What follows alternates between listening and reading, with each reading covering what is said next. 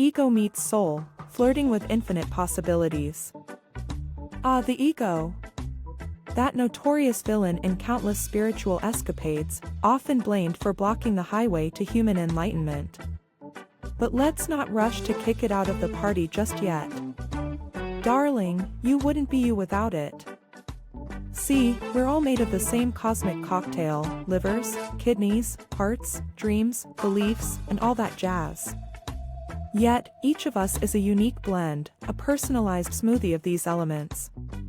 It's like we're all sipping on life, but each of us has our very own secret recipe. That unique mix? That's your personality, baby, and in layman's terms, it's your ego. Oh, the dance between source and form. Your ego is the stylistic flair that makes you different from your BFF, yet it's also what drew you to them.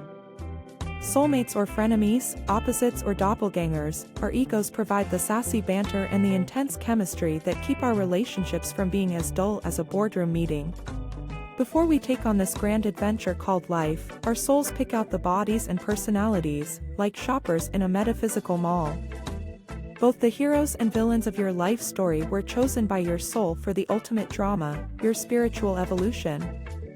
And thanks to the energies hitting Earth these days, many of us are waking up faster than after a double espresso, ready to claim our true source of power. Riding the spiritual highway, ego meets soul. All said and done, we're all the same at our core: pure, powerful, and pretty darn fabulous energy. Then that primal energy manifests itself in a parade of unique characters, none of whom are a rerun of Mother Teresa or Elvis. We're all divinely unique and universally united. Irony much? So, who's driving this cosmic chariot? Ancient wisdom tells us our ego is the charioteer, our body the chariot, and the spirit the master seated within. When the master calls the shots, all's well. Otherwise, you're in for a hot mess express. But hey, even a chaotic road trip eventually leads somewhere, right? In a nutshell, the true master is our spirit, guided by intuition and inner wisdom. Surrender to it, and you become one with the ocean of existence. Resist, and you dry up faster than a raisin in the sun. And that stubborn little barrier between you and your oceanic bliss? Well, that's often Mr. Ego himself.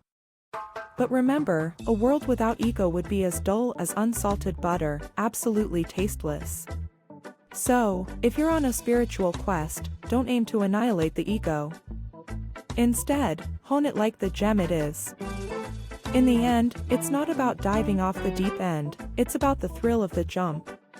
Ego charades, the subconscious tango of love. Life, darling, is one grand game of ego charades, especially when it comes to love and sex. In these tempestuous liaisons, we're ready to strip down, not just our clothes but our very souls. Ever been with someone and felt like you've got their whole emotional resume? Yup, that's the energy spiritual package deal, baby. Often, it's more subconscious than you'd like to admit. Picture this, you're vibing, right? Exchanging deep, philosophical text messages like two scholars at a Parisian cafe. But it's not just words, it's an energy, an aura. Ever think about how much you pick up without even knowing it? Now imagine, this isn't just in bed. Even that random guy next to you on the airplane might be silently downloading pieces of your psyche. Talk about Wi-Fi with benefits. And oh, it starts with openness, having a mind so wide, you could fit the galaxy in there. An open mind is like a sexy dance partner, it's down for anything.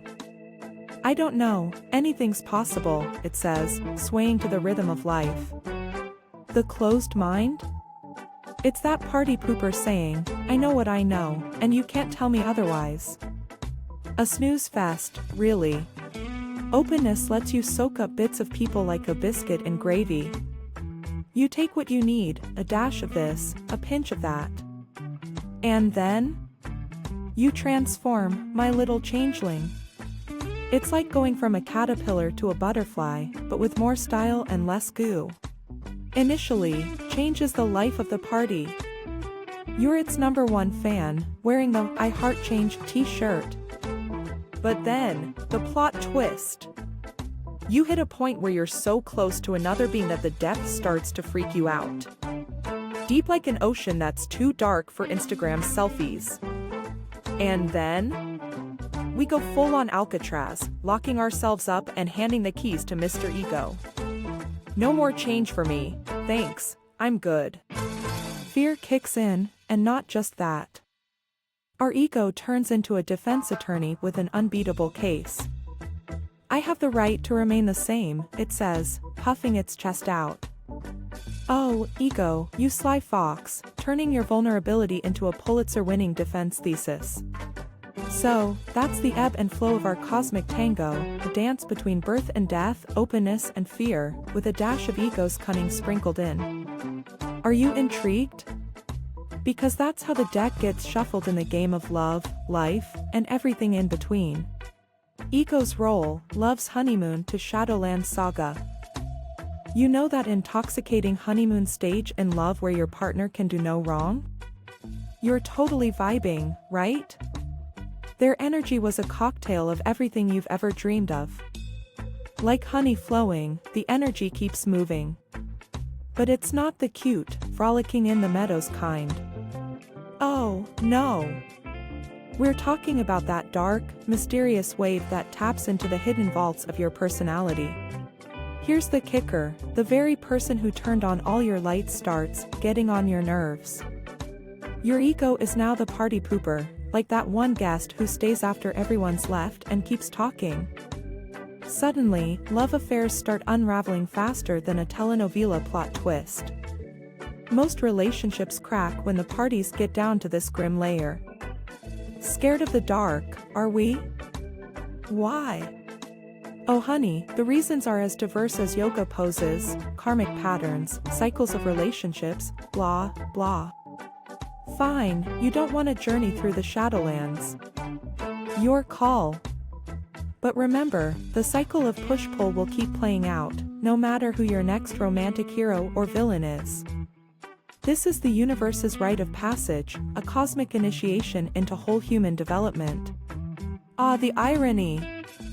In the sphere of love, the ego should have the least amount of backstage passes. In daily life, the ego is super helpful. It helps you nail that business deal, win arguments, and claim your rightful space in a crowded bus. But in love, it's time to let go, not like a doormat but with genuine openness, pure respect, and joy.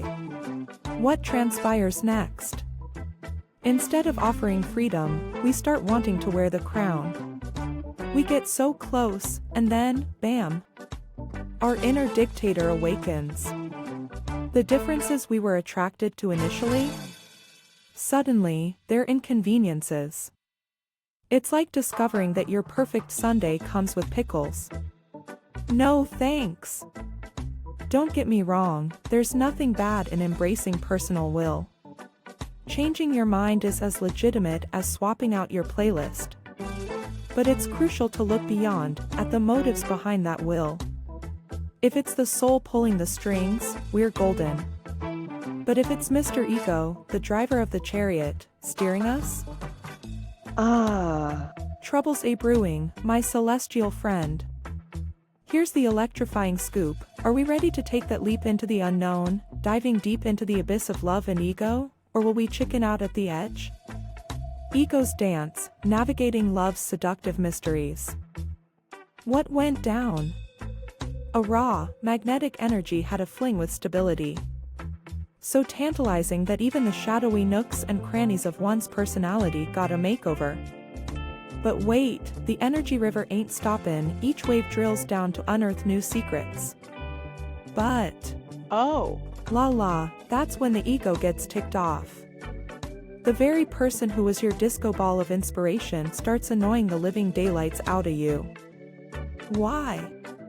'Cause they're poking the ego's dark corners. This is where romances hit the fan, darling. Most people get cold feet at the deep end.